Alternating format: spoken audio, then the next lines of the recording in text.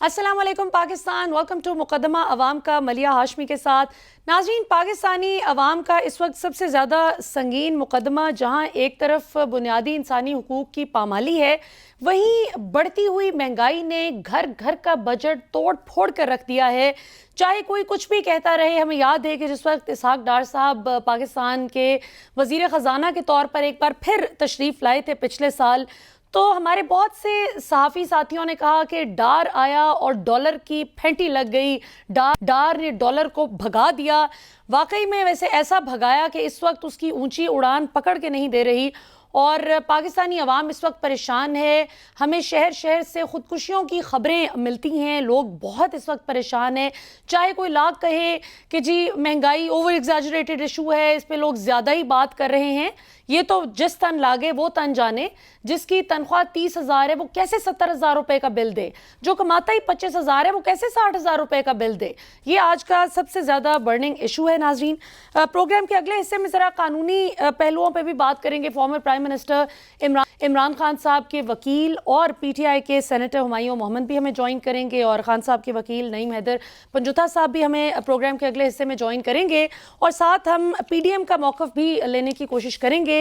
2-3 लोगों ने कह तो रखा है, कमिट कर रखा है, लेकिन अचानक से फ़ोन नहीं मिलता और ये कई दफ़ा हमारे साथ हुआ है, शायद इसलिए कि अब उनको जवाब देना मुश्किल भी लग रहा है कि जो वादे और दावे किए थे, अवाम के वादों पर ये पूरे नहीं उतरे जो इन्होंने किए थे। अभी प्रोग्राम का आगाज़ डॉक्टर खाकान नजीब साहब से करते हैं। नाज़रीन, पाकिस्तान आज माहिर मईशत, इनसे पूछते हैं ज़रा कि ये ऊँट किस करवट बैठेगा। खाकान नजीब साहब हमें ज्वाइन करने के लिए बहुत बहुत शुक्रिया। इसहाक डार साहब के हवाले से शहबाज शरीफ साहब कहा करते थे कि इसहाक डार इतनी मेहनत कर रहे हैं, आवाम के लिए इतनी कोशिश कर रहे हैं कि उन्होंने अपनी सेहत ख़राब कर ली है। और डार साहब ने भी फरमाया था कि अगर हम ना आते, खुदा न खास्ता, तो मुल्क कहाँ होता। तो यहीं से आगाज़ करते हैं कि अगर PDM हुकूमत ना आती ये 16 माह, तो मुल्क कहाँ होता। देखिए, मुल्क तो इस वक्त भी महंगाई कंसिस्टेंटली राइज कर रही है। मैं अभी आपसे बात कर रहा हूं तो मैं फिगर्स देख रहा था कि जो अगस्त के भी फिगर्स आए हैं उसमें 27-28% जो है महंगाई जो है बढ़ी है, और ये उस बेस पे है जिसमें पिछली अगस्त में ऑलरेडी महंगाई बढ़ी हुई आ रही थी।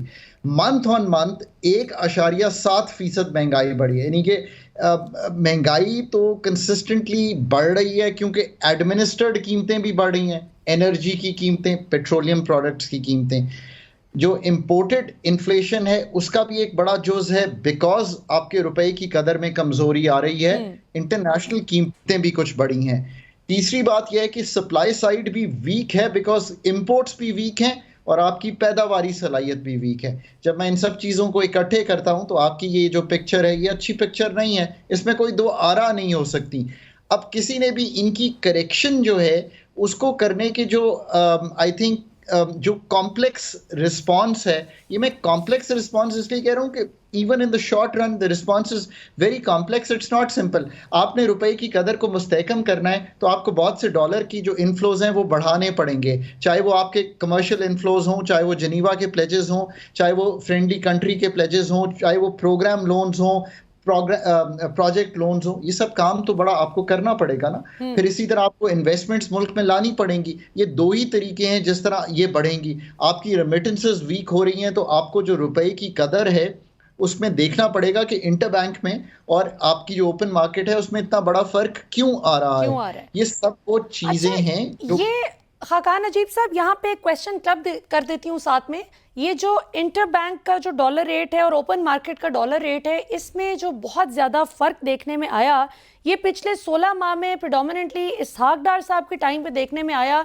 उन्होंने पहले भी, जब इससे पहले नून लीग का दौरे हुकूमत था PTI से पहले, तो मिफ्ता इस्माइल साहब ने जब टेक ओवर किया था 2017 में, तो उन्होंने कहा कि ये डार साहब ने बड़ा ब्लंडर किया है जो ज़बरदस्ती डॉलर रेट को मेंटेन करने की कोशिश की फॉर सर्टेन पॉलिटिकल रीजंस। इसको आप किस हद तक समझते हैं कि ये एक गलती है या आपको लगता है कि एक सही स्ट्रेटजी है? 2019 में, और चूंकि मैं फाइनेंस की टीम का पार्ट था उस वक्त, हमने एक रिफॉर्म किया और पाकिस्तान को एक market based exchange rate mechanism पे ले गए, जिसका मतलब ये था कि supply of dollars and demand of dollars, आसान लफ्जों में ये मतलब था کہ وہ ڈٹرمن کریں گی کہ روپے کی جو قدر ہے وہ کیا ہونی چاہیے وز دی ادر کرنسیز. اب اس کے بعد سے ہم نے پھر بھی کوشش کی کہ ہم قدغن لگاتے رہیں امپورٹس پر سو دیٹ ہمارا ڈالر بچے. پروڈیوسر صاحب خاقان صاحب کی آواز اگر آپ بڑھا سکیں. جی تو ہم قدغن لگاتے رہے کہ تاکہ یہ جو ہماری امپورٹس کو ہم روک سکیں. ہم جو اپنی ڈالرز کی کمٹمنٹس ہیں جیسے ہم نے ڈیویڈنڈس کو روکا, ہم نے باہر رائلٹیز کو جانے سے روکا, ایئر لائن پیمنٹس کو جانے سے روکا. سو ہم ایک پھر بھی کوشش یہ کرتے رہے کہ ہم اپنی جو ڈالر کی مانگ ہے اس کو کم سے کم رکھیں. ہم نے کبھی بھی اپنی ایکسپورٹس, ریمیٹنسز یا FDI ان کو بڑھانے کی کوشش نہیں کی. آئی تھنک یہ پالیسی بھی جو امپورٹ کو روکنا تھا یہ کوئی بہت لمبا عرصہ چلانی اچھی بات نہیں تھی. پھر IMF کا پروگرام ڈیلے ہوا. لیکن آج جہاں کھڑے ہیں اب رسپانس دیجئے. اس وقت روپے کی قدر کو مستحکم کرنے کے لیے جو آپ کے پاس resources in terms of external flows ہیں وہ مارکیٹ کو کمیونیکیٹ کیجئے. High frequency data, high frequency communication. Pakistan اور دنیا میں آج کل اتھارٹیز بہت کمیونیکیٹو ہیں ود دی مارکیٹس ریاکٹ کرتی ہیں اتنے فریکوینسی ڈیٹے پہ, تو آپ کو فوراً اپنا ویو دینا پڑتا ہے. کہ کل میں آپ کو ایک مثال دیتا ہوں, میں نے جب اسٹیٹ بینک کا ڈیٹا دیکھا تو اس میں جو ہمارے زر مبادلہ کے ذخائر ہیں وہ 7.8 ارب ڈالر پہ تھے. آج سے چند ہفتے پہلے یہ 8.7 ارب ڈالر پہ تھے.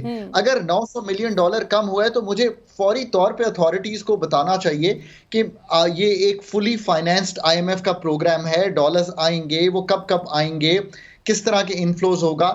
انہی چیزوں سے تقویت ملے گی. اپنے فزیکل, اپنے مالیاتی خسارے کو کم کریں تاکہ یہ انفلیشن کو روک سکے. اپنے سپلائیز بڑھائیں اور جائزہ لیجئے کہ کیا, مثلا شوگر کی بھی مثال لے لیتے ہیں, یہ مشکل کام نہیں ہے. شوگر کی مثال میں کیوں دیتا ہوں, آج آپ کم کلین اور لوگوں کو بتائیے کہ 15 نومبر کو سیزن شروع ہوگا, نئی چینی آئے گی, تب تک کہ وافر سٹاکس ملک میں موجود ہیں, اگر موجود ہیں, اور یہ لوگوں کو بتائیے کہ اگر نہیں 1 لاکھ ٹن امپورٹ کر لیا ہے وہ اس تاریخ کو آ جائے گی. تو یہ جو قیمت کا بڑھنا ہے, پاکستان میں 2 چیزیں اس وقت مینج ہونے والی ہیں ملیا. ایکسپیکٹیشنز مینج ہونے والی ہیں کہ we have things under control, and میں کچھ چیزیں آپ کے سامنے رکھ رہا ہوں کہ کچھ چیزیں انڈر کنٹرول لائی جا سکتی ہیں. اور دوسری بات مینج ہونے والی ہے کہ جتنی انسرٹنٹی کا لیول ہے, بلوں سے لے کر ایکسٹرنل فلو سے لے کر الیکشن تک, ان سب چیزوں پہ ہمیں ایک جائزہ دے دینا چاہیے. اور میں جانتا ہوں اس بات کو کہ اتھارٹیز جو ہیں وہ سمجھدار ہیں, ملٹری اسٹیبلشمنٹ, سول اسٹیبلشمنٹ سمجھدار ہے, یہ سیزنڈ لوگ ہیں, ان کو ایک سرٹنٹی دینی چاہیے اور یہ دینے کی کوشش بھی کر رہے ہیں. آج بھی آپ نے دیکھا کہ ایک انویسٹمنٹ کاؤنسل جو ہے اس کا جو اجرا ہوا ہے وہ ڈسکس ہوا ود دی فورن ڈپلومیٹس. یہ کیوں کیا جا رہا ہے کہ ملک کو بتایا جائے کہ ہم کیا کرنا چاہ رہے ہیں, ہم کوشش کر رہے ہیں. اچھا خاقان صاحب, آپ نے ایک شوگر کی مثال دی, اس میں ایک بڑا انٹرسٹنگ پہلو میرے ذہن میں آتا ہے, تو میں آپ سے پوچھنا بھی چاہوں گی کہ ایز این ایکسپرٹ آپ کیا سمجھتے ہیں کیا کرنا چاہیے. پاکستان میں شوگر کی اگر میں غلط نہیں ہوں تو 18% سیلز ٹیکس ہے پر کلو جو پے کرنا چاہیے شوگر ملز مالکان کو, لیکن وہ نہیں کرتے انفارچونیٹلی. جبکہ ہمارے ہمسائے ملک بھارت میں یہی پرسنٹیج 18% کی بجائے 1% ہے اور وہ بخوشی پے کرتے ہیں. تو آپ کو کیا لگتا ہے جو اتنی ہیومنگس ٹیکس ایویژن ہے in terms of sales tax, یہ اگر رک جائے تو پاکستان کی غریب عوام کے تو سارے مسائل ہی حل ہو جائیں. اس کو روکنے کا کیا طریقہ ہے ٹیکس ایویژن کو؟ ملیا مزے کی ایک بات بتاتا ہوں, میری جو بیگم ہے وہ پاکستان کی ٹیکس کی سب سے بڑی ایکسپرٹ ہیں, وہ PhD ہیں ٹیکسیشن میں. Very nice. انہوں نے جب FPR کو ایڈوائز کیا تو وہ پاکستان کے چیئرمین FPR کو اور پاکستان کے جو ٹیم تھی FPR کی اس کو ٹرکی لے کے گئیں, اور وہاں پہ انہوں نے ان کو ایک سسٹم دکھایا جس کو ہم کہتے ہیں ٹریک اینڈ ٹریس. اس کا مطلب یہ ہے کہ ملیا آپ کی شوگر مل سے, آپ کے سگریٹ فیکٹری سے جو چیز بھی نکل وہ اس کے اوپر ایک سٹیمپ لگی ہوئی ہے کہ یہ ٹریک ہو سکتی ہے اور ٹریس اتنی چیزیں بنی ہیں, اتنی چیزیں بازار میں بکنے کو آئی ہیں. Technology is your only answer to legitimising, to digitising, to automating the Pakistan economy. Pakistan economy کو اسی طرح آگے بڑھنا ہے کہ ہر چیز کو فارمل میں لانا ہے. اسی طرح جو 18% کا ٹیکس ہے ملیحہ, یہ بھی آپ صحیح کہہ رہی ہیں, براڈ بیسڈ جی ایس ٹی جو ہے وہ پاکستان میں تبھی نیچے آ سکتا ہے کہ ہم اس کی پراپر براڈ بیسنگ کر سکیں. اب آپ جیسا انسان کی اگر یہ بات سمجھ گیا ہے تو اس سے مجھے بڑی امید ہے کہ ہم پاکستان کی اکانومی کو ٹھیک کر سکتے ہیں اگر ہم آج تہیہ کر لیں کہ ہم نے یہ سارے کام کرنے ہیں. One by one we have to now start doing these things. اور یہ سٹوری بھی ہم نے لکھنی ہے. میں نے ابھی ایک آرٹیکل لکھا ہے, اس کا نام ہی ہے کہ آر سٹوری از آرز ٹو رائٹ.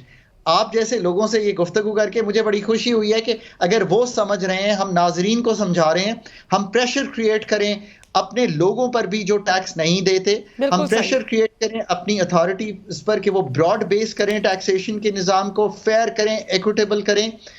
اور جب یہ کریں گے تو domestic resource mobilization is the only way to get out of trouble. اور انشاءاللہ بہت بہت شکریہ خاقان نجیب صاحب, آپ ہمارے ساتھ موجود تھے. ناظرین, آپ نے خاقان صاحب کا انسائٹ انالیسس سنا. یہاں پر وقت تو ایک شارٹ کمرشل بریک کا, بریک سے واپس آتے ہیں تو پھر ذرا پاکستان کے دوسرے مسائل پہ بات کرتے ہیں.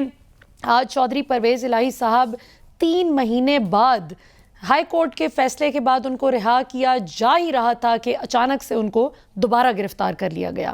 اس پہ بات کرتے ہیں. Farmer prime minister Pakistan Tehreek Insaf کے چیئرمین عمران خان کب تک رہا ہو سکتے ہیں؟ الیکشن سے پہلے کیا ان کی رہائی ممکن نظر آ رہی ہے, یا پھر الیکشن پہلے ہوگا رہائی بعد میں ہوگی؟ کیا صورتحال نظر آتی ہے؟ اس پہ بات کرتے ہیں after the break. Welcome back ناظرین, آپ دیکھ رہے ہیں پروگرام مقدمہ عوام کا. اور اس وقت پاکستانی عوام کا جو مقدمہ مہنگائی ہے اور گھر گھر پریشانی ہے, اس کا اپیرنٹلی ایک ہی حل نظر آتا ہے کہ فوری طور پر فری اینڈ فیئر الیکشنز کروائے جائیں. اور اس مطالبے پر ہمیں پاکستان تحریک انصاف اور پیپلز پارٹی پیش نظر آتی ہیں. ان دونوں جماعتوں کے رہنما یہ ڈیمانڈ کرتے نظر آ رہے ہیں کہ فوری طور پر انتخابات جو ڈیو ڈیٹ بنتی ہے اس تک ہو جانے چاہیے. لیکن کچھ جماعتیں اس کو اپوز بھی کر رہی ہیں. ہمیں اس سیگمنٹ میں جوائن کر رہی ہیں جی محترمہ شیلا رضا صاحبہ, former deputy speaker Sindh assembly اور پاکستان پیپلز پارٹی کی سینئر رہنما, اور نعیم حیدر پنجوتھا صاحب, former prime minister Imran Khan صاحب کے وکیل اور ممتاز ماہر قانون, اور سینیٹر ہمایوں محمد صاحب, پاکستان تحریک انصاف کے سینیٹر اور ویری ریناؤنڈ پولیٹیشین. تینوں معزز مہمانوں کا بہت بہت شکریہ. شیلا رضا صاحبہ, چونکہ آپ ذرا دور بیٹھی ہیں تو آپ سے گفتگو کا آغاز کرتے ہیں. یہ بتائیے کہ الیکشن کے حوالے سے اب نئی حلقہ بندیوں کی تھوڑی سی امید دلائی ہے الیکشن کمیشن نے کہ 14 دسمبر نہیں 30 نومبر تک ختم ہو جائیں گی. حاتم طائی کی قبر پر گویا لات ماری انہوں نے. آپ کو کیا لگ رہا ہے, انتخابات ہو پائیں گے اپنی مقررہ مدت کے اندر اندر؟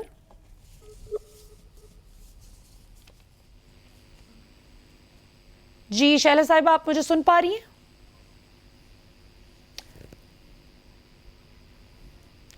پروڈیوسر صاحب, شیلا رضا صاحبہ کا آپ کنیکشن اگر چیک کریں. ہمایوں صاحب آپ کی طرف آتے ہیں, سیم کویسچن ٹو یو.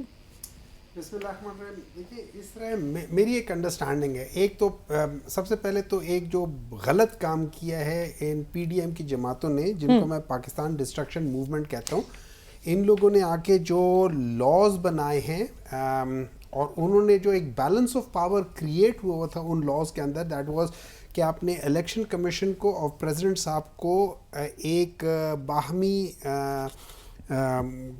اس کے بعد مشاورت کے بعد کہ ایک ڈیسائیڈ کرے, اس میں آپ نے بیلنس آف پاور ٹلٹ کر دیا ٹورڈز الیکشن کمیشن, اور دے وہ 100%. اچھا, اب یہ جو آپ نے لا بنایا ہے, یہ مختلف لاز جو آرٹیکل 48 ہے اس میں یہ جو آئین ہے اس کے ساتھ اس کا متصادم ہے. ٹھیک ہے, مان لیتے ہیں کہ اختیار ہے ڈیٹ دینے کا کہ الیکشن کس دن ہوگا الیکشن کمیشن کا, لیکن ان کی مدت محدود ہے. انہوں نے وہ ڈیٹ جس دن الیکشن ہونا ہے وہ الیکشن 3 مہینوں کے اندر 90 ڈیز کے اندر الیکشن کی ڈیٹ دینی ہے. یہ بات نہیں ہے کہ اب انہوں نے ڈیٹ دے دی ہے تو وہ کہیں گے کہ جی مارچ 2030 میں ہم الیکشن کرائیں گے اور 3 مہینوں میں پہلے ہم یہ ڈیٹ دے رہے ہیں. نہیں, ان کا جو ڈیٹ ہے وہ 90 دن کے اندر ڈیٹ ہو الیکشن کی. اب اگر اس سے پہلے انہوں نے کچھ کرنا ہے تو یہ ان کا پرابلم ہے. اس کے لیے تو پچھلے کتنے سالوں سے وہ تنخواہیں لے رہے ہیں کہ ان کو چاہیے یہ ساری چیزیں. ان کو کیا نہیں پتا تھا کہ یہ ساری چیزیں ہونے والی ہے کیا ہے؟ And number 2, to the best of my knowledge, جو کانسٹیٹیوشن ہے, کانسٹیٹیوشن میں جو بیسیکلی آرٹیکل 51(5) کا جو ریفرنس دیتے ہیں اس میں آپ کے پاس ڈیلیمیٹیشن کی ضرورت نہیں ہے. اگر آپ کی سیٹس چینج ہوتی ہے صوبوں کی تو اس کے لیے, لیکن ڈیلیمیٹیشن کی نہیں ہے. So as far as I understand, I am not law student of law, لیکن واٹ آئی انڈرسٹینڈ وہ ریکوائرمنٹ نہیں ہے کانسٹیٹیوشن کی, لیکن کانسٹیٹیوشن کی یہ ریکوائرمنٹ 3 مختلف آرٹیکلز میں ہے کہ جہاں پہ وہ کہتے ہیں کہ 90 دن کے اندر ہونے چاہیے. کراؤ. لیکن سینیٹر صاحب یہ تو الٹا آپ کو فائدہ نہیں ہو جائے گا. میں کل حساب لگا رہی تھی کہ اگر اس کو دیکھا جائے کہ کتنے ہفتے ڈیلے ہو جاتا ہے الیکشن, اگر اس کے حساب سے بھی چلا جائے اور آئینی مدت کے اندر نہیں بھی ہو الیکشن, تو یہ تو عمران خان کا زیادہ تر نوجوان ووٹر ہے جو تیار ہو رہا ہے. تو پی ٹی آئی کو کیا مسئلہ ہے؟ آپ کو تو خوش ہونا چاہیے اگر الیکشن تھوڑا آگے بھی ہو جاتا ہے. دیکھیں اس طرح ہے کہ آپ نے جو اگر آپ کانسٹیٹیوشن کی وائلیشن اپنی خوشی کے لیے, یا آپ کانسٹیٹیوشن کی وائلیشن کسی اور حساب سے یا کسی ایسی وجہ سے آپ کرنا شروع کر دیں, تو پھر تو اس کی کہیں سٹاپنگ نہیں ہے نا. اگر ہم آج خوش ہو جائیں کہ بھائی اس لیے ہمیں سوٹ کرتے ہیں, چونکہ چیئرمین صاحب جو ہے وہ اس وقت قید میں ہے تو اس وجہ سے وہ ہے, بلکہ میرے لحاظ سے تو وہ انلیگل ڈیٹینشن میں ہے, تو اس لحاظ سے اگر دیکھا جائے تو وہ اس کو پھر آپ جسٹیفائی نہیں کر سکتے. پھر کل کو کوئی اور کہے گا کہ نہیں ہم اس کو اور آگے بڑھاتے ہیں. بالکل ٹھیک ہے, آپ نے کانسٹیٹیوشن کو من ان فالو کرنا ہے, whether you like it or you don't like it. اچھا ہمارا مسئلہ یہ ہوا ہے کہ ہم لوگوں نے یہی اگین پاکستان ڈسٹرکشن موومنٹ نے, ان لوگوں نے کیا کیا, ان لوگوں نے ایک پریسیڈنس قائم کر دیا, اور اس لحاظ سے کہ چونکہ پارلیمان جو ہے سپریم ہے, تو انہوں نے کہا کہ نہیں ہم لوگ یہ کرتے ہیں کہ الیکشنز جو 2 صوبوں میں ہونے تھے آئین کے مطابق, آپ اس بحث سے نکل جائیں کہ وہ اگر تو وہ صوبے جو ڈیزالو ہوئے غلط ہوئے تو ان کو ریسٹور کر دینا چاہیے تھا. پھر آپ کو یہ جو ڈرامے بازی تھی اس کی کیا ضرورت تھی؟ یہ جو آپ نے اس وقت ایز آف ٹوڈے جو پنجاب اور کے پی کے جو کیئر ٹیکر گورنمنٹ ہے, یہ انلیگل ہے, again according to the constitution illegal ہے.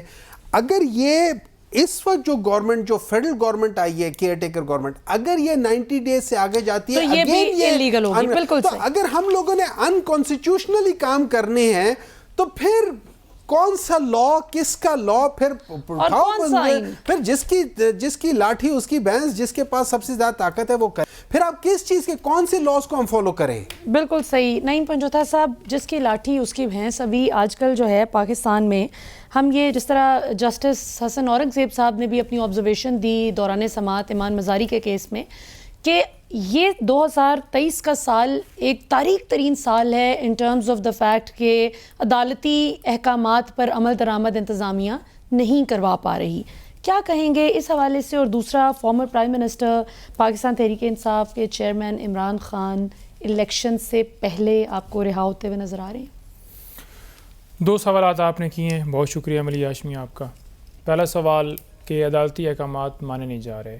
جس وقت توہین عدالت کی کارروائی ہر اس بندے پہ ہوگی جو عدالتی حکم کی پامالی کرے گا, عدالتی حکم کو ہوا میں اڑائے گا, دین ایگزیکیوشن بھی ہوگی اور سارا معاملہ ہوگا. پاکستان تحریک انصاف سے واضح طور پر ہمیں ڈائریکشن ملی ہے. ایک تو 90 ڈیز کے حوالے سے وہ ہم نے پٹیشن فائل کر دی ہے, سی کی جو ڈیسیجن تھا اس کو چیلنج کرنے کے حوالے سے, اور توہین عدالت کی کارروائی کرنے کے حوالے سے کہ الیکشن کمیشن نے جو کہ 90 دن کے اندر اندر کے پی اور پنجاب میں الیکشن کی کروانے تھے وہ نہیں کروائے, اور سپریم کورٹ کا جو حکم تھا واضح اس کو بھی جو ہے وہ نہیں مانا. تو اس کے اوپر ہم سپریم کورٹ میں جا رہے ہیں. دوسرے نمبر پر بات جو آپ کر رہے ہیں کہ خان صاحب کی رہائی کے حوالے سے, دیکھیں اس وقت جو مقدمات بنائے گئے ہیں وہ آپ کو پتہ ہے 200 کے قریب مقدمات ہیں خان صاحب کے اوپر, اور جو زیادہ تر رول ہے خان صاحب کا 109 کا رول ہے. زیادہ تر ایما کا رول ہے, جو مختلف ایف آئی آرز درج ہیں جن میں یہ ذکر ہے کہ خان صاحب کی ایما کے اوپر توڑ پھوڑ ہوئی, جلاؤ گراؤ ہوا, بلڈنگز کو نقصان پہنچایا گیا. اچھا, اس کی واضح مثالیں اس طرح سے ملتی ہیں کہ کس طرح وہ کیس جھوٹے ہیں, کہ فرق فرید بلوچ صاحب کا ایک مختلف جو کیسز ہیں ان میں فیصلہ ہے جس میں وہ واضح طور پر کہتے ہیں کہ 9 مئی کے حوالے سے کہ کوئی شواہد ایسے نہیں ملے جس سے ثابت ہو سکے کہ چیئرمین پی ٹی آئی جو ہیں ان تمام جو جلاؤ گراؤ ہوا, جو بلڈنگز کے اوپر حملہ ہوا, ان میں وہ انوالو پائے گئے ہیں. اچھا, انہوں نے یہ بھی واضح کہا کہ آرڈر کے اندر کہ اگر ایک بندہ دوران حراست ہے اور وہ کسٹڈی میں ہے تو کیسے کوئی سوچ بھی سکتا ہے کہ وہ ایسا کوئی پلان یا کسی سے بات کر سکے یا کوئی اس کا رابطہ ہو. اور اس کے حوالے سے انہوں نے یہ بھی کہا کہ جب ان کے پاس فون کے حوالے سے ایکسیس نہیں تھی تو پھر تو ممکن ہی نہیں ہے کہ کوئی ان کا رابطہ ہوا, کوئی اس طرح کی بات ہوئی ہو. اب جو کیسز ہیں وہ مین ہیں توشہ خانہ والا, القادر ٹرسٹ کیس اور سائفر والا کیس اور ایک آدھ اور, باقی سارے 109 کے رول کے ہیں. توشہ خانہ کیس کے اندر وہ آپ کو پتہ ہے سسپینشن ہو گئی اور ان کی ضمانت ہو چکی ہے. باقی رہ گیا سائفر والا کیس. تو سائفر والا جو کیس بیسیکلی ہے اس کے اندر واضح طور پر خان صاحب کے اوپر جو الزام لگایا گیا وہ یہ ہے کہ کوڈڈ فارم میں جو سائفر تھا اس کو سیاسی مقاصد کے لیے استعمال کیا گیا. اس کو جو ہے استعمال کرتے ہوئے جو غیر متعلقہ لوگ ہیں ان کے ساتھ شیئر کیا گیا اور ساتھ یہ کہا گیا کہ وہ جو سائفر ہے وہ گم کر دیا گیا. تو لہٰذا سائفر جو ہے برآمد کرنا ہے. پہلی بات تو یہ کہ ایف آئی اے نے خود جا کر جب شاہ محمود قریشی صاحب کا ریمانڈ کنٹیسٹ ہو رہا تھا تو وہاں پر بیان دیا ہے کہ اوریجنل جو سائفر ہے وہ اس وقت فارن آفس میں ہے. اور یہ واضح بیان خان صاحب کی طرف سے بھی ہے کہ وہ فارن آفس کے اندر موجود ہے. یہ نہ تو میرے پاس ہے, اس کی جو ڈی کلاسیفائڈ اسے کیا گیا تھا جو کہ کیبنٹ نے قانون کے مطابق کیا تھا. یہ رانا ثناء اللہ صاحب بھی کہہ چکے ہیں. رانا ثناء اللہ صاحب بھی کہہ چکے ہیں. تو وہ اس وقت جو ہے وہ جو اوریجنل فارم میں وہاں پر ہے اور جو اس کی کاپیاں ہیں وہ مختلف جگہوں پر آئیں. پھر جو چوری کے حوالے سے ہے وہ بھی واضح طور پر بیان ہے کہ جو سائفر چوری کے حوالے سے خبر چلائی جا رہی ہے اس کی کاپی وہ چوری جو ہے پی ایم آفس سے ہوئی. اس کا کسٹوڈین پی ایم نہیں ہے, اس کا سٹاف ہے, اس کا عملہ ہے, وہ جو سیکٹری ہیں یا باقی جو وہاں پر لوگ ہیں وہ بیٹھے ہوئے ہیں, نہ کہ پرائم منسٹر ہے. جو کہ واضح طور پر یہ ثابت کرتا ہے کہ آفیشیل سیکرٹ ایکٹ جو کہ کوڈڈ فارم کے اوپر یا کوئی ایسی جو کوڈز ہیں جو کہ اسٹیٹ کے لیے خطرہ اور اس میں زمرے میں لاتے ہیں وہ آفیشیل سیکرٹ ایکٹ لگتا نہیں ہے. صحیح, بالکل. آفیشیل سیکرٹ ایکٹ ہو یا آرمی کے اندر جو وہ لا امینڈمنٹس کی گئی ہیں ایکٹ کے اندر, وہ ان دونوں کو پاکستان تحریک انصاف جو ہے چیلنج کرنے کا حق رکھتی ہے اور چیلنج کرنے کی طرف جا رہی ہے.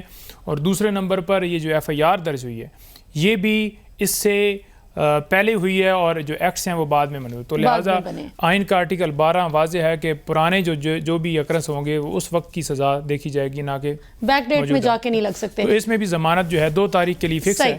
اچھا, یہ میں بالکل آپ کے پاس واپس آتی ہوں. شیلا رضا صاحبہ, آپ کو شامل گفتگو کرتے ہیں, ہمیں جوائن کرنے کے لیے بہت بہت شکریہ. ابھی وکیل صاحب ذکر کر رہے ہیں جی آفیشیل سیکرٹ ایکٹ کا, یہ بڑی بحث چل رہی ہے پچھلے 10-12 دن سے, گرما گرم بحث ہو رہی ہے. اور ایسے میں پچھلے ہفتے ہم نے دیکھا کہ آپ لوگوں کی بھی سی ای سی ہوئی پیپلز پارٹی کی, اور اس میں ہمیں پتہ چلا کہ غالباً یہ ڈسکشن کی گئی کہ یہ قانون کی شکل ابھی اختیار نہیں کیا ان دونوں بلز نے, آرمی ایکٹ امینڈمنٹ بل اور آفیشیل سیکرٹس ایکٹ بل 2023. آپ اس حوالے سے ہمیں کیا بتا سکتی ہیں, پیپلز پارٹی کی کیا پوزیشن ہے اس حوالے سے؟ اچھا دیکھیں, یہ بہت ہی قانونی سوال ہے, اور جب ہمارے ساتھ پینل میں وکیل بیٹھے ہوئے ہوں جو قانون کو جانتے ہیں, اور تو یہ اس پہ میں اپنی سیدھی رائے اس طرح سے نہیں دے سکتی. لیکن جو ہم بات کر رہے تھے 51 کے 5 کی, اس سے میں بالکل اتفاق کرتی ہوں, اور اس پہ میں بالکل یہی رائے رکھتی ہوں کہ جب تک صوبائی نشستوں میں تبدیلی نہیں آ رہی تو ہم اس میں کچھ نہیں کر سکتے, اور ڈیلیمیٹیشن کی ضرورت نہیں, اور نیشنل اسمبلی کی نشستوں میں تبدیلی صوبائی کے ذریعے کی جاتی ہے, اور اس کے لیے اسمبلی کا ہونا ضروری ہے کہ نیشنل اسمبلی کی نشستوں میں اگر تبدیلی ہو. اور پھر اس کی بات ہوتی ہے کہ اگر وقت سے پہلے اسمبلی ڈیزالو ہو تو 90 ڈیز. پھر جو سب حوالہ دیتے رہتے ہیں کہ جی ڈیلیمیٹیشن ضروری ہے, وہ الیکشن ایکٹ 2017 ہے جس کا آرٹیکل 17 سب آرٹیکل 2 وہ یہ کہتا ہے کہ اگر سینسز ہو تو اس کے بعد ڈیلیمیٹیشن ضروری ہے, لیکن آپ ایکٹ کو جو ہے کانسٹیٹیوشن کو ایکٹ کے ذریعے سپرسیڈ نہیں کیا جا سکتا. تو لوگ ان 2 باتوں میں کھیل رہے ہیں اور وہ کھیلتے رہیں گے, لیکن اصل بات یہی ہے کہ الیکشن کو ہونا ہے. اب جہاں تک بات کی گئی کہ بھائی تاریخ ترین سال رہا, تو تاریخ ترین سال صرف 23 نہیں رہا, 22 نہیں رہا, 21 بھی تھا جب بلدیاتی سسٹم کو پنجاب میں ختم کیا گیا اور سپریم کورٹ نے کہا کہ اسے بحال کیا جائے, لیکن اس پہ عمل نہیں ہوا. پھر ہم نے ڈی سی اسلام آباد किया, फैसला सुना, लेकिन उस पर अमल नहीं किया गया। इसी तरह तारिक, जिसकी लाठी उसकी भैंस जो है उसको भी हमने क्योंकि वो बहस का भी जिक्र हो रहा था कि बहस हो रही है, जिसकी लाठी उसकी भैंस हमने देखी कि इस मेरे स्पीकर साहब सिंध असेंबली के आज भी अरेस्ट हैं। जिसकी लाठी उसकी भैंस में हमने देखा कि जरदारी साहब का केस सिंध में भी चल सकता था, लेकिन भैंस ने कहा कि नहीं, मैं चलने नहीं दूंगी, और वो बैठ गई और फैसले पे और हर पेशी पे उन्हें इस्लामाबाद बुलाया जाता था। फिर फरियाल टालपुर साहिबा के वालिद साहब की कंपनी जो उनकी डेथ के बाद उनके नाम हो गई थी, उसने एक कंपनी से 1.5 करोड़ का, दूसरी कंपनी से, गवर्नमेंट से नहीं, 1.5 करोड़ की ट्रांजैक्शन की, और 2 प्राइवेट कंपनीज की ट्रांजैक्शन थी, गवर्नमेंट की नहीं थी, थ्रू द बैंक थी, उनको उठा लिया गया। और फिर सबने देखा कि जिसकी लाठी उसकी भैंस के नैब ने किस तरह उन्हें पहले तबीयत देख के उनकी हॉस्पिटलाइज किया, और फिर चांद रात को 12 बजे पता नहीं किस भैंस के थ्रू जो है वो उनको ज़बरदस्ती जेल में भेजा गया। फिर हमने चाहे खुर्शीद शाह साहब का मामला हो कि वो कहा गया कि ये 13 लोग जो थे ये इनके फ्रंट मैन थे, एक एक को गुजारा गया, लेकिन भैंस ने कहा कि खुर्शीद शाह साहब जो हैं वो मैं उनको रिलीज़ नहीं होने दूंगी, और लाठी जो है वो खुर्शीद शाह साहब पे चलती रही। फिर हमने यही लाठी भैंस के ज़रिए जो है वो चाहे मिफ्ता इस्माइल हो, चाहे कुछ हो, ये सब जगह देखा। तो ये कोई नई नहीं है, पहले तो आप ये बात दिल में उतार लें। हमने यहाँ तक देखा कि लाठी इस तरह चली कि भैंस ने कहा कि डॉक्टर आसिम के हॉस्पिटल में जो है वो दहशतगर्दों का इलाज हुआ है, और वो एक चैनल ने जाके दहशतगर्द को तलाश कर लिया, दहशतगर्द को नहीं पकड़ा, और डॉक्टर आसिम जो कि वहाँ पे हॉस्पिटल में प्रैक्टिशनर डॉक्टर नहीं है, वहाँ पे एज डॉक्टर नहीं बैठते हैं, कोई उनकी कंसल्टेंसी की क्लिनिक नहीं है, उनको गिरफ्तार रखा। उनके साथ जिन लोगों को पकड़ा गया था वो बैरून मुल्क चले गए, लेकिन डॉक्टर आसिम ऐसे ही रहे। तो ये भैंस और लाठी और अदालतों के हुक्म उड़ाना हमने देखा। अब जहाँ तक पंजाब की बात है, पीपल्स पार्टी ने अपने लोगों को टिकट भी दी है, लेकिन केपी असेंबली के लिए कोई किसी किस्म का सिस्टम नहीं आ रहा था, कोई फैसला नहीं आ रहा था, और ये सारे मुल्क से ये खिलवाड़ होते रहे हैं और होते रहेंगे जब तक सियासतदान जब तक मसनूई किस्म से सियासतदान बनाकर उन्हें ट्रू सियासतदानों के खिलाफ नहीं करता रहेंगे। अच्छा, ये शैला साहिबा, लेकिन ये बनते रहेंगे। लाठी और भैंस वाला आपने पूरा किस्सा सुनाया। अब मामला ये है कि हर पार्टी ही क्लेम करती है कि हमारे साथ ज्यादती हुई। आप किसी भी पार्टी को उठाकर देख लें तो आज हर पार्टी शिकायत करती है कि हमारे साथ ये सेट ऑफ ज्यादतियां हैं जो हुई। तो क्या अब ये लाठी और भैंस वाला सिलसिला ख़त्म भी होगा, या बारी बारी इसी तरह से होगा कि पहले इसके साथ ये हुआ तो मेरे साथ ये हुआ? अब इसका हल क्या है? क्योंकि अवाम तो इस वक्त सड़कों पर निकली हुई है महंगाई के हाथों परेशान होकर। मैं आपसे एक बात कहूँ, जब शहीद जुल्फ़िकार अली भुट्टो ने मुल्क को एटॉमिक पावर बनाया तो कब का भारत हमें खा चुका होता, लेकिन हमने अपनी सरहदों को मजबूत किया। एक फार्मूला है मेरी पार्टी का, ताकत का सरचश्मा आवाम है।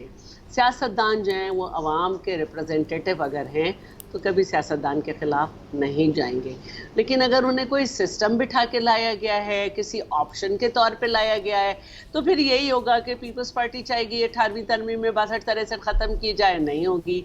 फिर पीपल्स पार्टी चाहेगी कि जी नैप के कानून को ख़त्म किया जाए, आर्म ट्विस्टिंग तो कानून है। बिल्कुल शैला साहिबा, अभी एक मिनट प्लीज जी कर लीजिए। और आज पीटीआई चेयरमैन जो हमने अमेंडमेंट की थी नैब में, उसके थ्रू अपने लिए बहुत ही सॉफ्ट कॉर्नर मांग रहे हैं, लेकिन वो इसके खिलाफ थे और उसको चैलेंज भी किया हुआ है। तो अगर जो सियासतदान है वो ये समझें तो उन्हें नज़र आएगा पीपल्स पार्टी का दौर के एक भी पॉलिटिकल प्रिजनर नहीं था, सिर्फ हामिद रज़ा काज़मी थे जो हमारी गवर्नमेंट जाने के बाद बाइज्जत बरी हुए।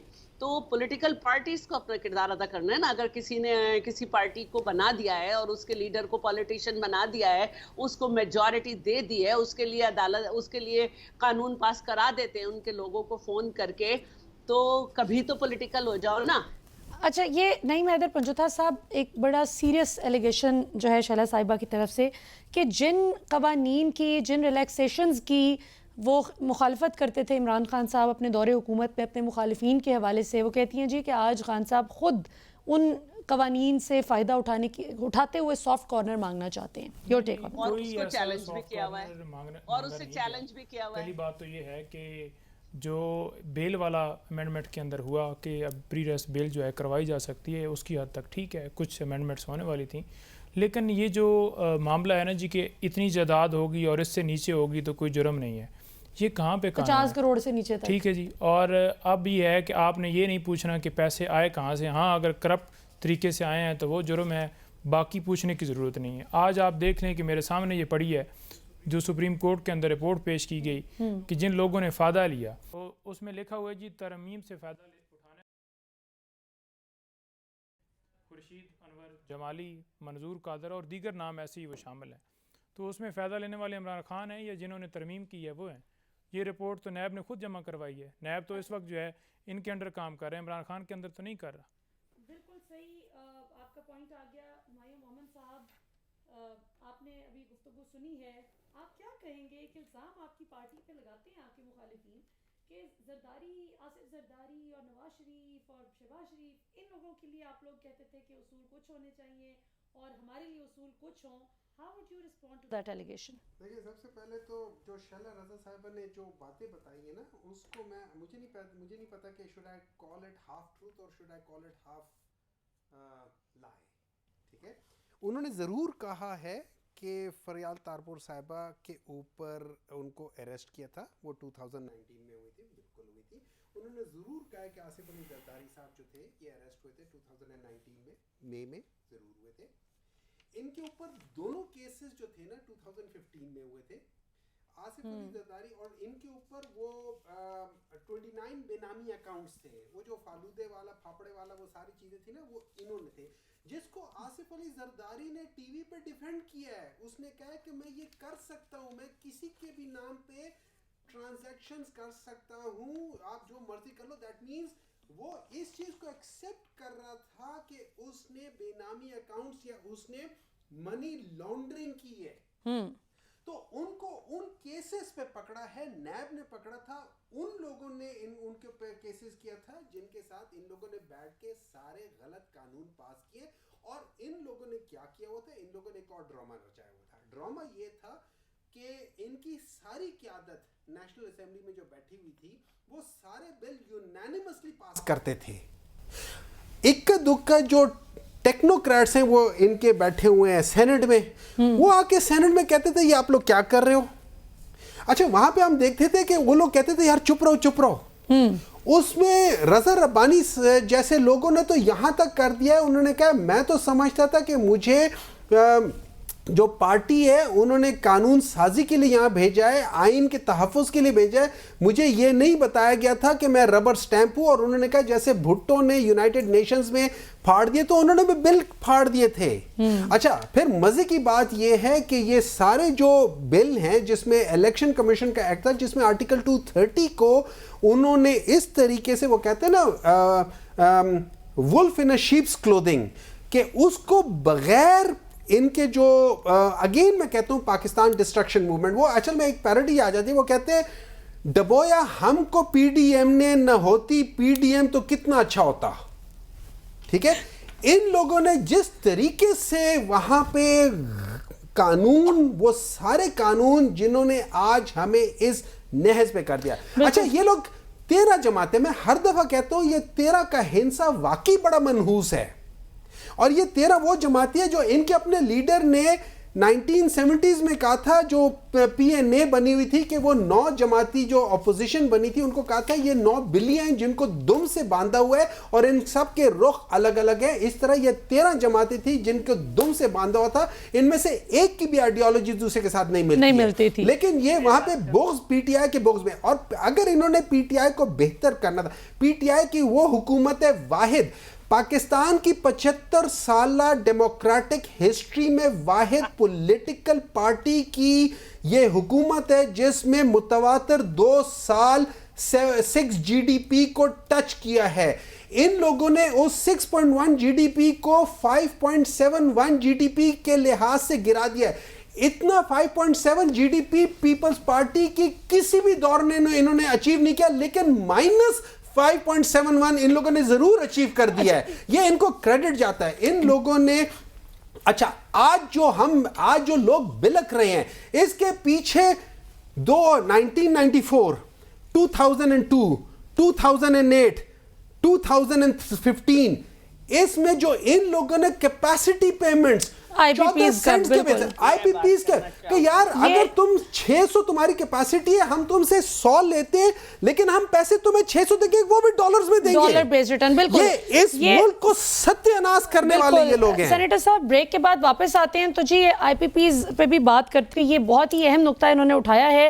یہ کاش آئی پی پیز والا معاملہ اگر نہ ہوتا تو یہ ڈالر بیس ریٹرن میں جو اتنی فراخ دلی سے جو معاہدے کر لیے گئے, وہ بڑے افسوس سے کہنا پڑتا ہے کہ آج پاکستانی عوام اپنے کوئی سائیکل بیچ کے, کوئی اپنی کوئی جانور بیچ رہا ہے محض اس لیے کہ وہ بلز کی ادائیگی کر سکے اور یہ شاہانہ طرز زندگی ان کا جاری رہ سکے جن کے ساتھ ڈالر بیس ریٹرن پہ یہ بڑے ظالمانہ معاہدے کیے گئے.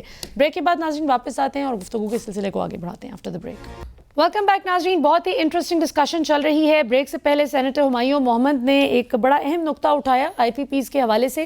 میں چاہوں گی کہ ذرا اپنا نقطہ کمپلیٹ کر لیں, پھر ہم شیلا رضا صاحبہ کے پاس چلتے ہیں کہ وہ رسپونڈ کر سکیں, اور پھر ہم نعیم حیدر پنجوتھا صاحب سے پوچھتے ہیں کہ یہ آج جو چودھری پرویز الہی صاحب کو 3 ماہ بعد فائنلی جو رہائی مل گئی عدالت کی جانب سے, دوبارہ سے ان کو جو گرفتار کیا گیا ہے, اس کی کیا قانونی سگنیفیکنس ہے اور یہ کب تک یہ سلسلہ چلتا رہے گا؟ کیونکہ سیاسی جماعت تو کوئی بھی ہو اور سیاستدان کوئی بھی ہو, اگر یہ سلسلہ چلتا رہے کہ عدالت کچھ کہتی ہے اور انتظامیہ کچھ, پولیس اگر عدالتی احکامات کو یوں فلاؤٹ کرے گی, تو پھر جو عام شہری گھر میں بیٹھا دیکھ رہا ہے یہ سب, وہ کس حد تک پھر عمل درآمد کرے گا قانون پر؟ سینیٹر صاحب آپ پلیز اپنا کمپلیٹ کیجئے پوائنٹ, پھر شیلا صاحب. اس طرح ہے کہ 1994 میں آئی پی پی سب سے پہلے یہ لوگ لے کر آئے, اس میں میرے خیال میں 25 تھے یا سم تھنگ لائک دیٹ. اس کے بعد پھر 2002 میں آئے, وہ 15 بنے یا سم تھنگ, پھر یہ اوور آل 75 وہ لے کر آئے. ان میں ان کی حکومت اور ان میں وہ تھی. اچھا مشرف صاحب کا آپ ایک بیان دیکھیں, انہوں نے کہا تھا اگر ہم 1 سینٹ کا فرق ڈال دیں تو یہ جو آئی پی پیز والے ہیں وہ آپ کو تقریباً اربوں روپوں میں رشوت دے سکتے ہیں 1 سینٹ کے بیسس پہ. انہوں نے 1994 میں 14 سینٹ, آپ آج کسی کو بھی لا کے دیکھ لیں 14 سینٹس کرے, that was totally unacceptable, even اس وقت ان ایکسیپٹیبل تھا. اچھا ایک اور بڑی بات تھی, یہ آئی پی پیز کا بیسک کانسیپٹ یہ تھا کہ یہ فورن ڈائریکٹ انویسٹمنٹ آنی تھی, کہ جن کے جو اونرز تھے وہ فورنرز ہونے تھے اور ان لوگوں نے یہ انویسٹمنٹ کرنی تھی, لیکن ود ان منتھس ان کے اونرز آپ کے ایکچولی پاکستانی ہو گئے, تو یہ تو ایک بہت بڑا فراڈ. اچھا اور پھر ان کو آپ لوگ ڈالرز میں پے کر رہے ہو, اور کیپیسٹی پیمنٹ اس لحاظ سے کہ آپ بجلی خریدو یا نہ خریدو آپ ان کو ڈالرز دے رہے ہو. آپ سوچ لیں اس سال آپ کی کیپیسٹی پیمنٹ جو یہ جب 2024 میں جائے گا, آپ کی کیپیسٹی پیمنٹ 2000 ارب روپے بن رہی ہے. اچھا 2000 ارب روپے کتنے ہیں, جس کو ہم 2 کھرب کہتے ہیں. اس سال پاکستان کے بجٹ کی جو ایلوکیشن تھی اس میں ڈیفنس بجٹ اور سول بجٹ ملا لو تو 2 کھرب روپے بنتا ہے.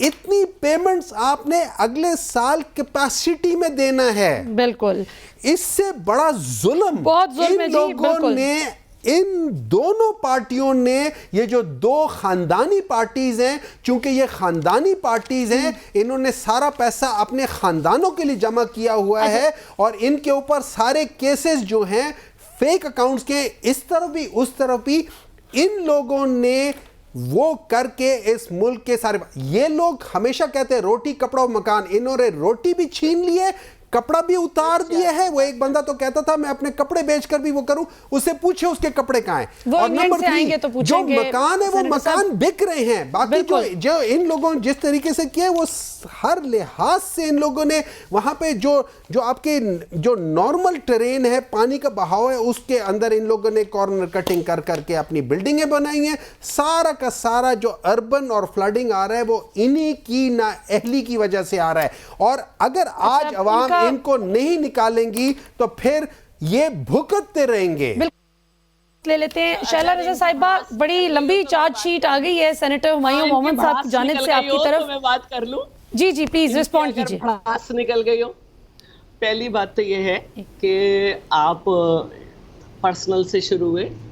آصف علی زرداری صاحب پہ جو بھی کیسز تھے وہ سارے سب جانتے ہیں کہ 8,040 لوگوں کو جو ہے NRO دیا گیا تھا, لیکن صرف چلے آصف علی زرداری پہ, اور یہ انتقامی کارروائی کے کیسز تھے. اور آپ کے پاس 3 سال 8 مہینے وقت تھا. نون لیگ نے 11.5 سال میں ثابت نہیں کیا, تشدد بھی کیا, زبان بھی کاٹی. آپ کے پاس 3 سال 8 مہینے تھے, آپ کو ثابت کرنا تھا. آپ نے تو کیسز سندھ میں بھی نہیں چلنے دیے. اب آپ ساس اور نندوں کی طرح پھاپڑے نہ پیٹیں. دوسری بات یہ ہے کہ جو سسٹم ہے اس کے لیے انہوں نے بات کی تھی کہ بھائی ایسا کیا جاتا ہے اور کیا جاتا رہا ہے. ایک عام آدمی 10 لاکھ روپے نکالنے جائے تو اس کو بینک چکر لگواتا ہے, اور یہ کروڑوں کے ٹرانزیکشن ہوئی تو اسٹیٹ بینک سو رہا تھا کیا, دوسرے بینک سو رہے تھے کیا کہ جو بھی ہوگا آپ اسے ہمارے نام لگا دیں گے.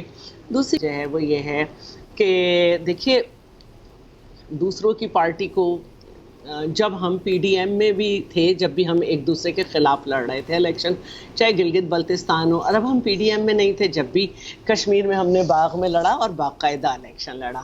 تو کوئی یہ الیکشن الائنس نہیں ہے, کوئی مرجر نہیں ہے. آپ بھی جو ہے نا ایک شخص کو وزیر ریلوے سے آپ نے وزیر داخلہ بنایا, اور علل اعلان آپ نے کہا کہ اس کو چپڑاسی بھی بنانا پسند نہ کریں. آپ نے جو ہے متحدہ کو کیا کیا نہیں کہا. آپ نے کہا پنجاب کا سب سے بڑا ڈاکو ہے. پھر اگر آپ کی کوئی مسئلہ تھا تو آپ اس کو وزیر اعلیٰ تک رہنے دیتے, آپ نے اپنی پارٹی کا وائس پریزیڈنٹ بھی بنا دیا. تو پلیز یہ فضول قسم کی جو عورتوں والی باتیں ہیں نا, یہ سیاسی باتوں میں نہ لائیں.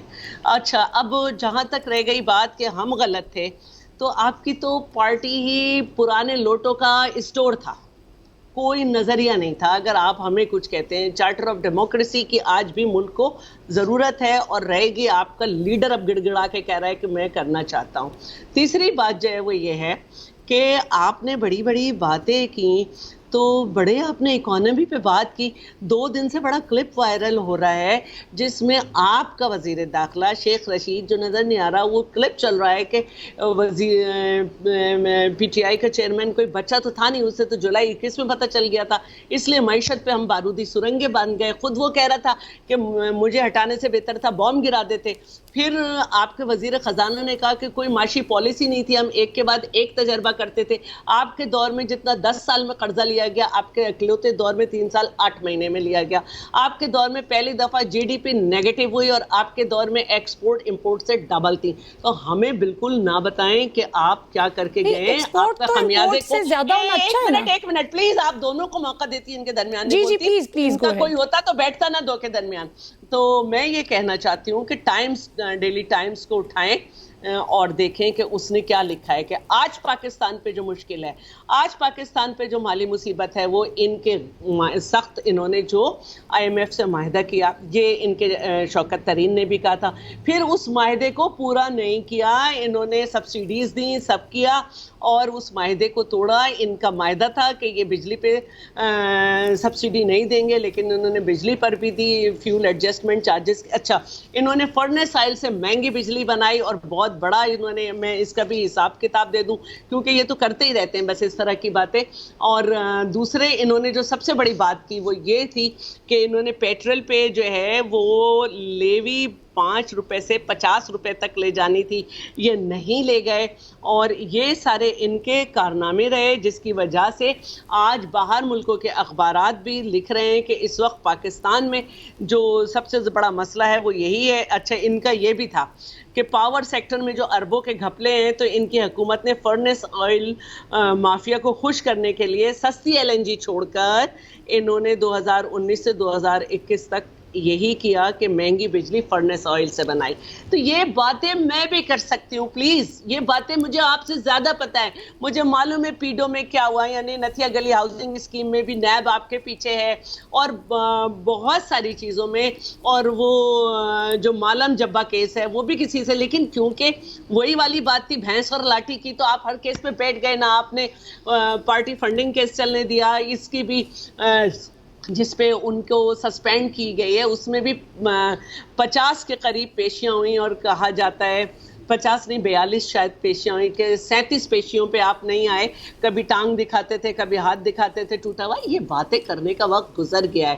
اصل بات جو ہے وہ یہ ہے کہ آپ نے جس مشکل میں ڈالا تھا، ہم مختلف آئیڈیالوجی کے لوگ صرف اس لیے اپنی سیاست کو اسٹیک پہ لگانے آئے کہ نہ تو آپ نے IMF سے معاہدہ توڑا تھا جو اسٹیٹ کا معاہدہ تھا، اور دوست ممالک بھی ہماری طرف نہیں دیکھ رہے تھے، ان کا بھی مشروط تھی مدد، ہم نے اس کو صحیح کیا ہے، آج بہتری ہے. لیکن ظاہر ہے کہ ایک پوری دنیا کا اکانومی کووڈ کے بعد، پھر یہ یوکرین کی اور یہ جو جنگ لگی ہوئی ہے، یہ اور آپ کے IMF سے نااہلی، آپ کی IMF شیلا صاحبہ اب چونکہ بالکل ہمارے پاس بالکل صحیح آپ کا پوائنٹ آ گیا شیلا صاحبہ، وقت کی قلت ہے، بس پروگرام کا اب اختتام کی جانب بڑھ رہے ہیں. نعیم حیدر پنجوتا صاحب سے آخری 1-2 کوئک کویشچنز کرتے ہیں.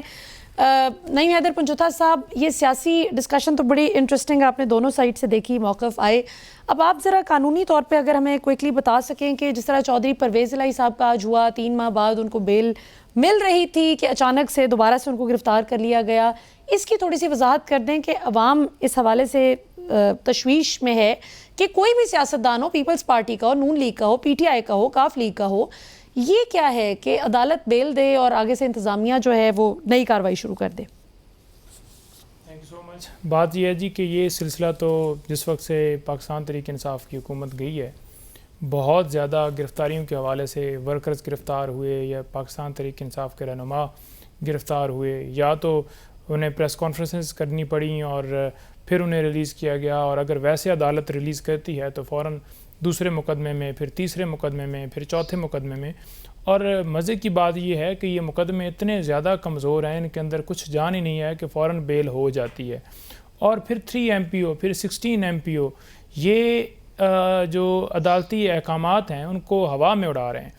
ایک بندہ ایک آرڈر کے تحت پابند ہوتا ہے، اور پھر عدالت کہتی ہے کہ یہ غیر قانونی آرڈر ہے، کہ وہ ایک بندہ حراست کے اندر ہے تو وہ کیسے اشتعال انگیزی یا اس طرح کی کوئی سازش کر سکتا ہے. آپ دوبارہ اسی آرڈر کے اندر اسے جو گرفتار کر رہے ہیں، اس کے باوجود توہین عدالت کی کارروائیاں لگنے کے باوجود یہ سارا سلسلہ جا رہا ہے، صرف اور صرف پولیٹیکلی وکٹمائز کیا جا رہا ہے تاکہ زیادہ سے زیادہ لوگ توڑے جائیں. یہ بالکل غیر آئینی، غیر قانونی کام ہے. کسی کو بھی غیر قانونی حراست میں نہیں رکھا جا سکتا. آئین کا آرٹیکل 10A جو ہے وہ واضح ہے کہ فیئر ٹرائل جو ہے وہ ہر پاکستان کے شہری کو وہ حق رکھتا ہے، اور فیئر ٹرائل کی اپرچونٹی. کیس پہ کوئکلی لاسٹ 30 سیکنڈز، توشہ خانہ کیس جو ہے سزا معطل ہوئی ہے، ختم نہیں ہوئی، یعنی کیس ابھی چل رہا ہے. لیکن جو سزا جو ہے وہ معطل ہوئی ہے، اور جو مین کیس ہے، جو مین اپیل ہے وہ بھی پینڈنگ ہے، کیونکہ سزا جو ہے شارٹ سینٹینس ہے، صرف اس حد تک ختم ہوئی ہے، اور جو مین کنوکشن ہے وہ باقی ہے. جب تک اس کے اوپر فیصلہ نہیں ہوگا تب تک وہ کیس ختم نہیں ہوگا. لیکن دوسری طرف پیش رفت جو آج ہوئی ہے وہ یہ ہے کہ الیکشن کمیشن نے جو فیصلہ دیا تھا توشہ خانہ کیس کے حوالے سے، اس کو ہم نے اسلام آباد ہائی کورٹ میں چیلنج کیا تھا. وہ فکس نہیں ہو رہا تھا. ہم نے درخواست دی تھی کہ اگر فکس نہیں ہو رہا تو ہمیں اپیل واپس لینے کی اجازت دی جائے. کل پھر ہم نے ایک نئی درخواست دی کہ اپیل واپس لینے کی اجازت دی جائے، لیکن آج وہ فکس ہو گئی ود آبجیکشن. اور 13 تاریخ کے لیے اسلام آباد ہائی کورٹ نے مین اپیل کو بھی اور درخواست کو بھی فکس کر لیا ہے. 13 تاریخ کو واپس ہوگی. لاہور ہائی کورٹ میں یہ معاملہ پینڈنگ ہے. اگر ادھر فیصلہ ہو گیا تو تب بھی یہ کنوکشن ختم ہو جائے گی. اگر سپریم کورٹ میں فیصلہ ہوتا ہے تب بھی ختم ہو جائے گی. اگر اپیل پہ فیصلہ ہوتا ہے تب بھی ختم ہو جائے گی. کیس کے اندر ہے کچھ نہیں. اپیل کا فیصلہ یا جس وقت بھی کیس کا فیصلہ ہوگا یہ سزا جو ہے، یہ کنوکشن جو ہے یہ ختم ہو جائے گی. بالکل صحیح. بہت بہت شکریہ نعیم حیدر پنجوتا صاحب، شیلا رضا صاحبہ اور سینیٹر ہمایوں محمد صاحب. آپ تینوں معزز مہمانوں نے ہمیں جوائن کیا. ناظرین، آپ نے آج کا پروگرام دیکھا. کل رات 8 بجے انشاءاللہ آپ سے پھر ملاقات ہوگی. پاکستان ہمیشہ زندہ باد.